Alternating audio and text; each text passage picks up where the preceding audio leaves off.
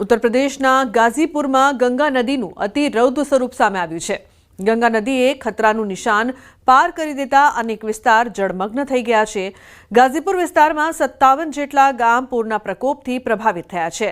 સ્થળાંતર કરાયેલા લોકો માટે શેલ્ટર હોમ તૈયાર કરાયા છે। પૂર પ્રભાવિત વિસ્તારમાં ફૂડ પેકેટ્સનું વિતરણ કરવામાં આવી રહ્યું છે, ત્યારે ન્યૂઝ 18ની ટીમ ગ્રાઉન્ડ ઝીરો પર પહોંચી ગઈ છે। गांव हमारे पूरे जनपद में 5 तहसीलों में इफेक्ट हुए हैं और उसमें लगभग 24 गांव ऐसे हैं जिनकी आबादी प्रभावित हुई है किसी न किसी कारणवश, और बाकी सब जगह लंच पैकेट्स और सब जगह राहत किट का वितरण शुरू कर दिया गया है। गाजीपुर में गंगा का रौद्र रूप दिखाई पड़ रहा है। गंगा में आई बाढ़ के चलते धीरे धीरे हालात बिगड़ रहे हैं।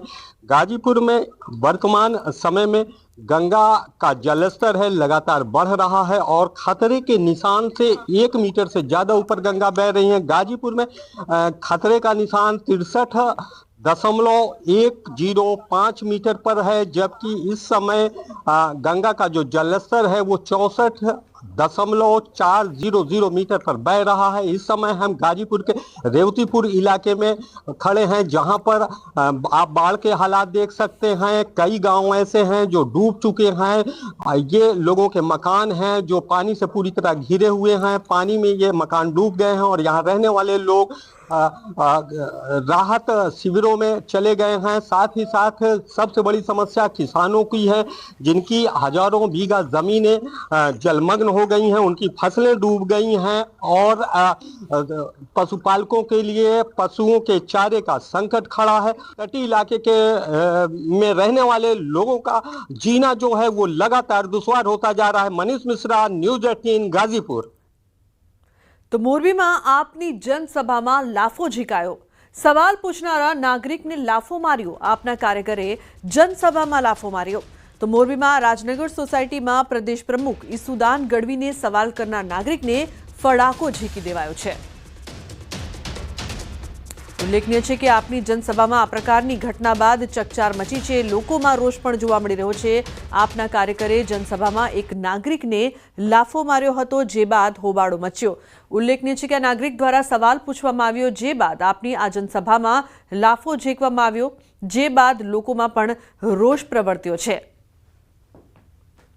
तो सवाल पूछनारा नागरिक ने लाफो मारवामां आवता अनेक सवालों ही उपस्थित थई रह्या छे। कई रीते जनसभा में एक नागरिक जो फक्त सवाल पूछे छे तो तेने आवी रीते मार मारवामां आवे ने लाफो मारवामां आवे ते खरेखर खूब ज निंदनीय घटना छे। जे बाद अनेक सवालों उपस्थित थई रह्या छे। सवाल पूछनारा नागरिक ने लाफो मार्या बाद होबाळो पण थयो हतो।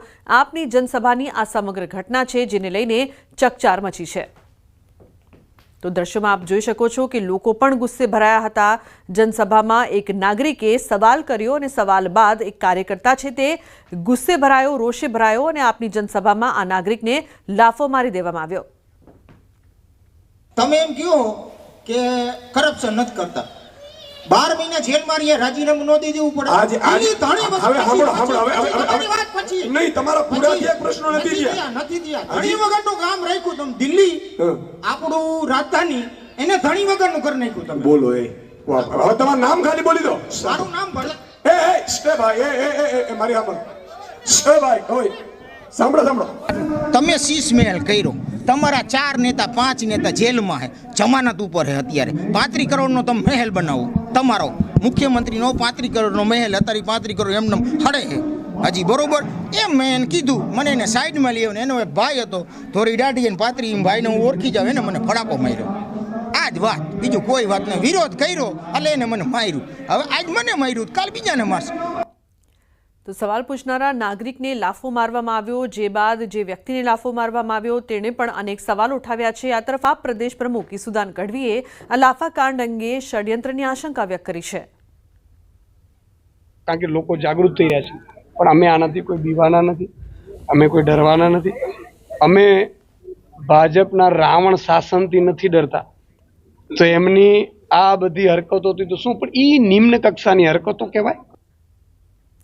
अन्य महत्वपूर्ण समाचारनी बात करिए तो छोटाउदेपुर में जीआरडी जवान उघराणी करतो झड़पायो छे।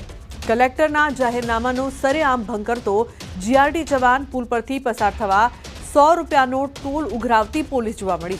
તેજગઢ ચેકપોસ્ટ પાસેનો આ વિડીયો વાયરલ થઈ રહ્યો છે।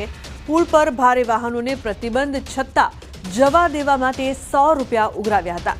જીઆરડી જવાને ડમ્પર ચાલક પાસેથી 100 રૂપિયાની ઉઘરાણી કરી હતી। જાગૃત નાગરિકે વિડીયો બનાવતા 100 રૂપિયા પરત કર્યા હતા। તો ડુંગરવાંટ પુલ પર 20 ટનથી વધુના વાહનો પર પ્રતિબંધ મુકાયા છે સાઇનબોર્ડ।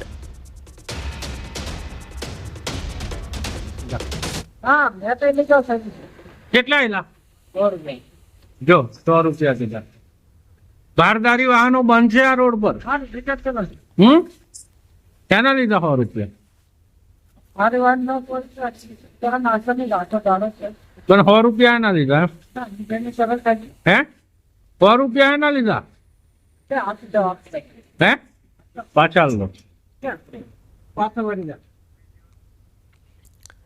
તો અહીં જોઈ શકો છો જીઆરડી જવાન છે તે ભારે વાહનની મનાઈ હોવા છતાં તેમને જવા દેવા માટે 100 રૂપિયા ઉઘરાવી રહ્યો છે। જે બાદ વિડીયો બનાવવામાં આવ્યો। આ વિડીયો વાયરલ થયો છે। જાગૃત નાગરિકે આ વિડીયો બનાવ્યો।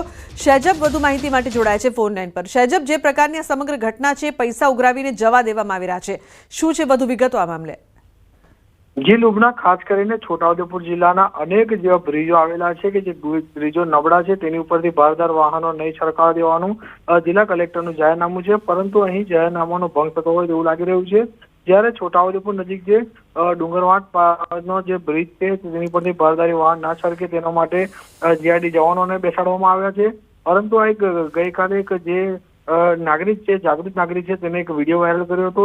જે ગાડી છે રેતી ભરવા માટે જઈ રહી હતી, તો ડમ્પર ચાલક પાસેથી 100 રૂપિયા લીધા હતા અને જે ચાલકે વિડીયો બનાવતો હતો તે સમયે ચાલકે કહ્યું કે 100 રૂપિયા રિટર્ન કર્યો હતો, ત્યારે એ જીઆરડી જવાને પાછા પણ આપી દીધા હતા। એટલે ક્યાંક ને ક્યાંક એવું લાગી રહ્યું છે કે બ્રિજ ઉપરથી જે વાહનો પસાર થવા માટે પોલીસ જવાનો દ્વારા કે ટોલ ઉઘરાવતા હોય તેવું પણ સામે આવી રહ્યું છે। આમ તો આ વિસ્તારના લોકોનું કહેવું છે કે આ એક ડમ્પર નથી, આવા અનેક ડમ્પરો ઉપરથી પસાર થઈ રહ્યા છે અને જે જીઆરડી જવાનો જેને બેસાડવામાં આવ્યા છે તેઓ પૈસા લઈને આ રીતે ડમ્પરોને જવા દેતા હોય છે। જેને લઈને હવે સ્થાનિક લોકો એ જ કહી રહ્યા છે કે જો બ્રિજ જર્જરિત છે તો આની કાળજી કેમ લેવામાં નથી આવી રહી। અનેક સવાલો ઉભા રહ્યા છે લુબના। બિલકુલ સજબ, આભાર આ સમગ્ર માહિતી બદલ। તો અનેક સવાલો ઉપસ્થિત થઈ રહ્યા છે। ફરી આપને સંભળાવી ઓડિયો કે કઈ રીતે આ જીઆરડી જવાન છે તે પૈસાની ઉઘરાણી કરી રહ્યો છે। કેટલા એલા જો 100 રૂપિયા કીધા। બારદારી વાહનો બંધ છે આ રોડ પર। ક્યાંના લીધા 100 રૂપિયા? પણ 100 રૂપિયા એના લીધા હે? 100 રૂપિયા એના લીધા હે? પાછા લો।